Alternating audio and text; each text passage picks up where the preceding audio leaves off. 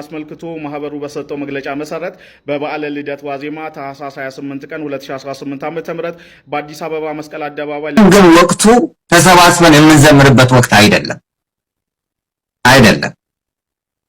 በስመ አብ ወወልድ ወመንፈስ ቅዱስ አሐዱ አምላክ አሜን። ውድና የተከበራችሁ የ16 ሚዲያ ተከታታዮች እንዴት አላችሁልኝ? በያላችሁበት ሰላማችሁ ብዛ እያልኩኝ ዛሬም በአዲስ ቪዲዮና በወቅታዊ ጉዳዮች ተመልሼ ወደ እናንተ መጣሁ።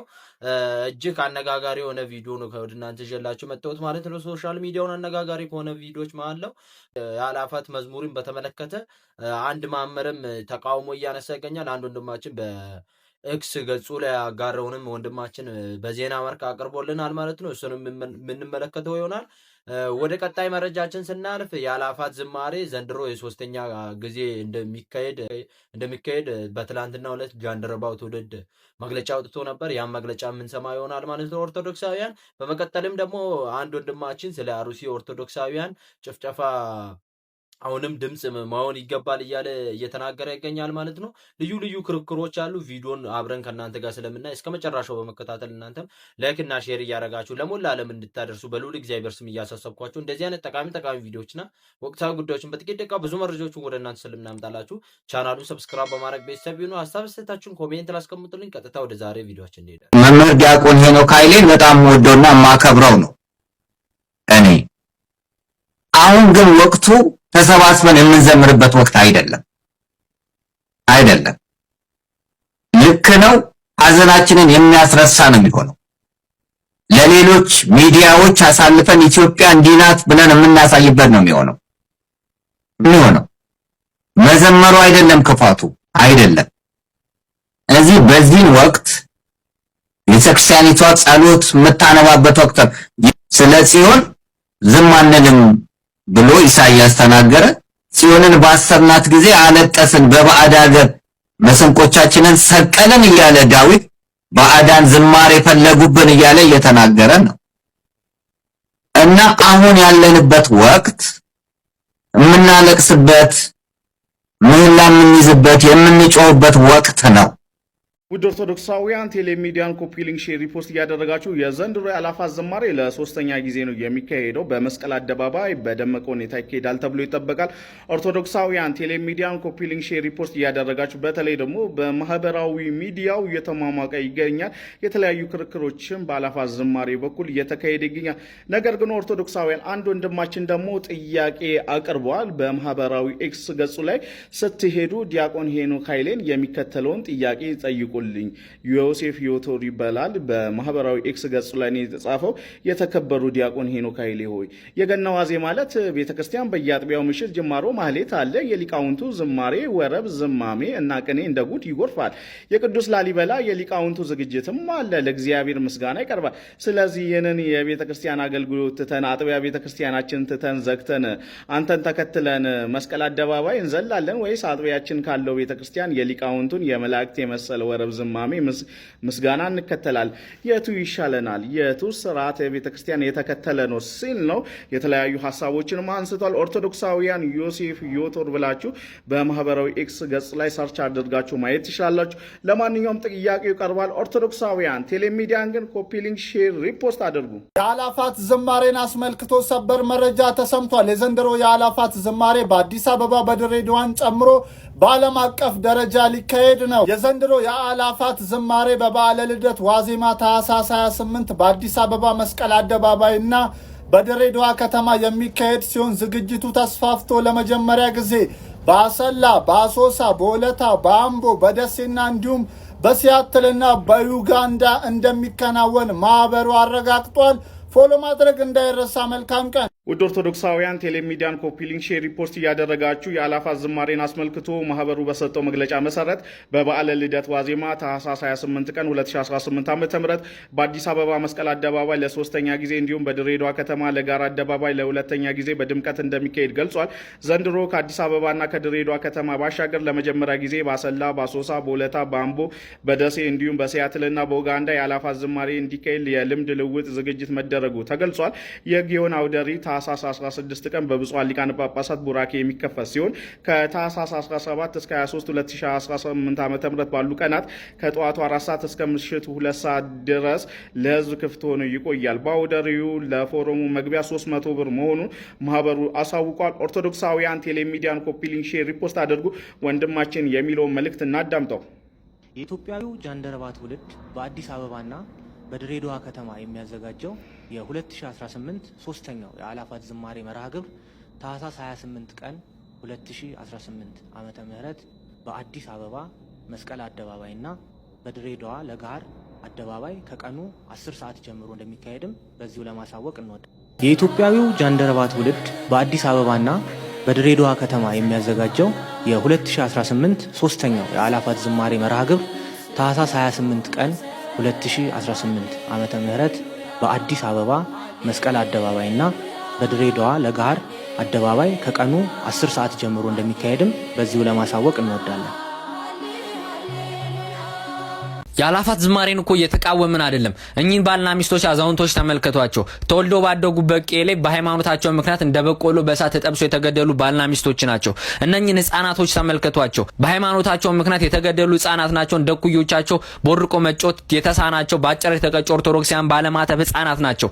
ይህን ህፃንም ይህን ብላቴና ተመልከቱት። በወላይታ ክርስቲያን ሆስፒታል ተኝቶ የሚገኝ ህፃን ልጅ ነው። እኚህንም አዛውንት ተመልከቷቸው። እኚህም በሃይማኖታቸው ምክንያት የተገደሉ ኦርቶዶክሳውያን ባለማተብ አዛውንት ናቸው። ይህን ወንድማችን ተመልከቱት። ከ16 በላይ የሚሆን ቤተሰቡ በአርሲ ምድር ላይ ያለ ፍታት የተቀበረበት ወንድማችን ነው። እነኚህን ኦርቶዶክሳውያን ባለማተቦች በሃይማኖታቸው ምክንያት የተገደሉትን፣ የተጨፈጨፉትን፣ የታረዱት ኦርቶዶክሳውያን ባለማተቦች በዚህ አጋጣሚ እንኳን በአእላፋት ዝማሬ ላይ በአንድ መዝሙር እንኳን እናስባቸው የሚል ጥያቄ ብቻ ነው ያነሳሁት። ሌላ አጀንዳ አትስጡኝ፣ ፖለቲካ ውስጥ አትሰክስጉኝ። በጣም የገረመኝን ኦርቶዶክሳውያን አንድ ነገር ብቻ ልበል፣ አንድ ነገር ብቻ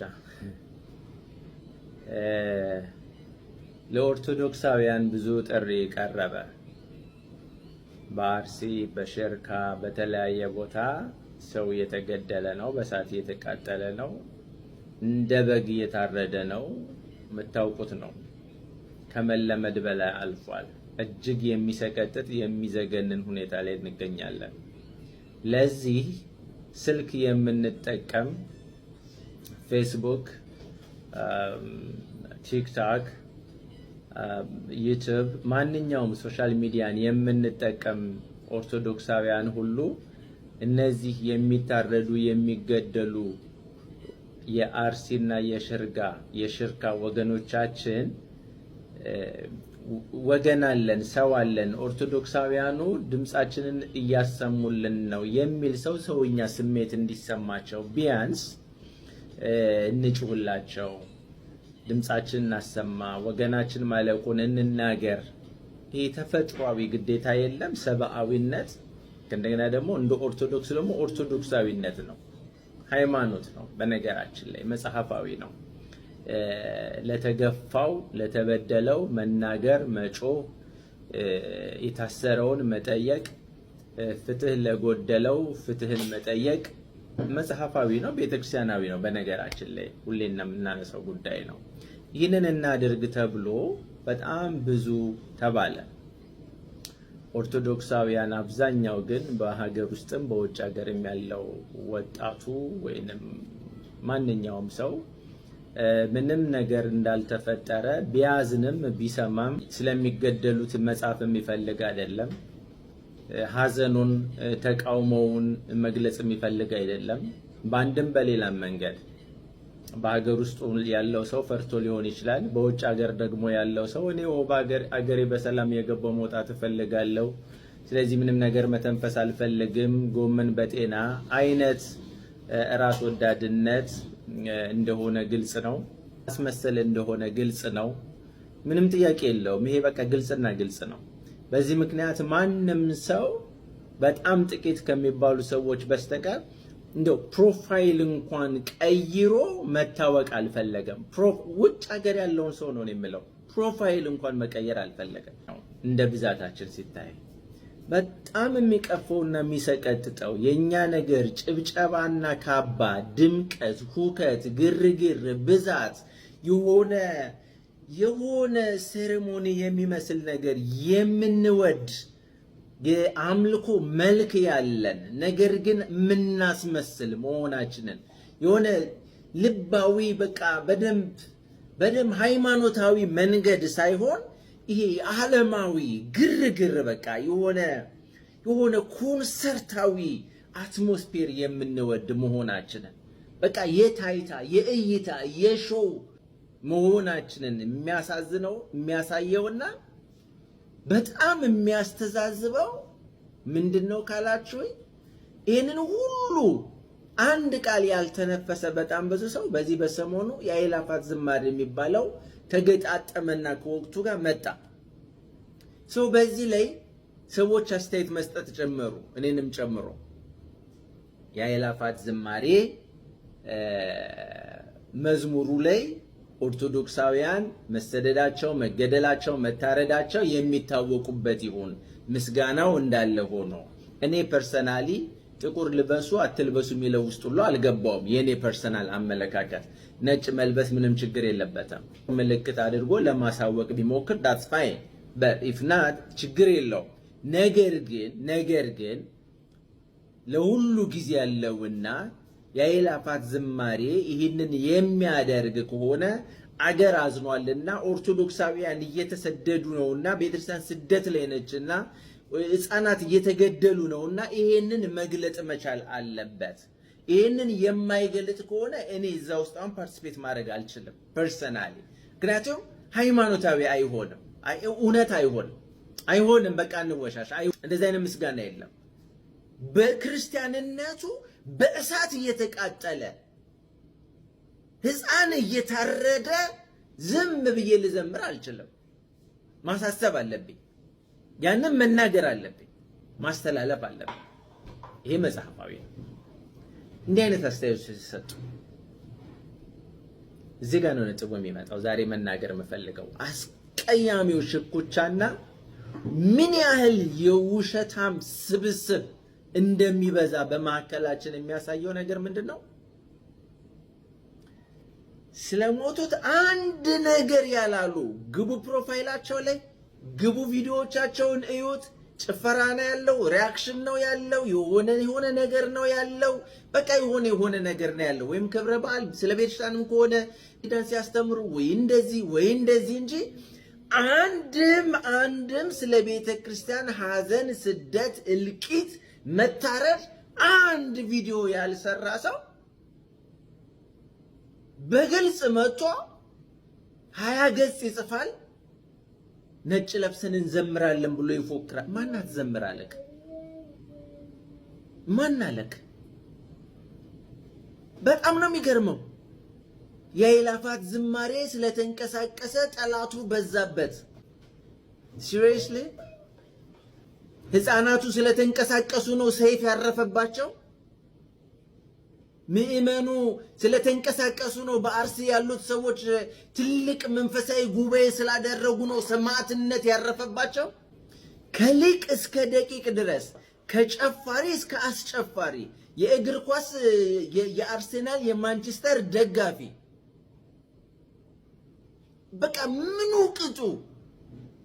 ምኑ ቅጡ በቃ ህዝቡ እንዳለ ተነስቶ ስለ ሞቱት አንድ ቃል ያልተናገረ ሰው ስለ አእላፋት ዝማሬ ይጽፋል። እንዘምራለን እያለ ይጽፋል። የሆነ የፖለቲካ ካምፔን በቃ በጣም ነው የሚያሳፍረው። በነገራችን ላይ እጅግ በጣም ነው የሚያሳፍረው። አስቀያሚ ሽኩቻ፣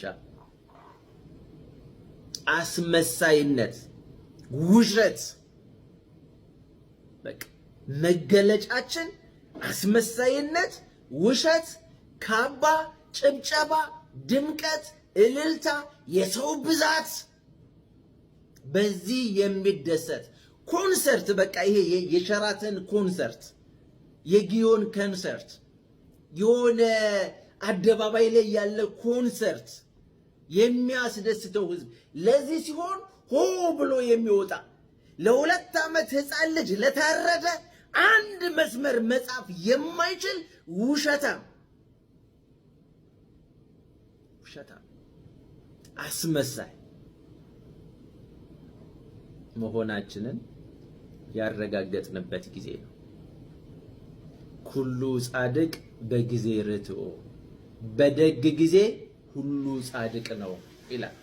ዛሬ በሰማዕትነት የሚቀበሉት ጋር ትልቅ መነጽር፣ ማስክ ወይንም ዝም ጸጥ ጭጭ ማንነቱ ፌስቡኩ፣ ቲክቶኩ፣ ዩቲዩቡ ምኑም እንዳይታወቅ አንድ ነገር አላለፈም፣ አልሰማም። የአእላፋት ዝማሬ ሲሆንስ፣ ነጭ ልብስ መልበስ ሲሆንስ፣ እልልታ ሲሆንስ፣ አርቲስቱ፣ እግር ኳስ ደጋፊው፣ ጨፋሪው፣ አስጨፋሪው፣ ጌም ተጫዋቹ፣ ቲያትር ሰሪው፣ አሰሪው፣ ተመልካቹ፣ መንገደኛው፣ ሁሉ ሰው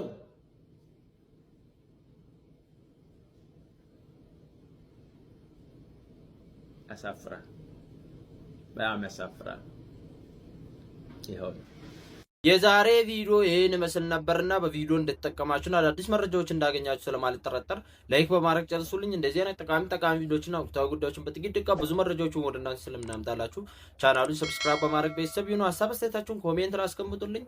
ኦርቶዶክሳውያን ይሄን ቪዲዮ ለታዘባችሁ ጉዳይ ካለ ኮሜንት ማድረጋችሁ እንዳትረሱ። በሌላ ቪዲዮ እስከምንገናኝ ቸር ቆዩልኝ።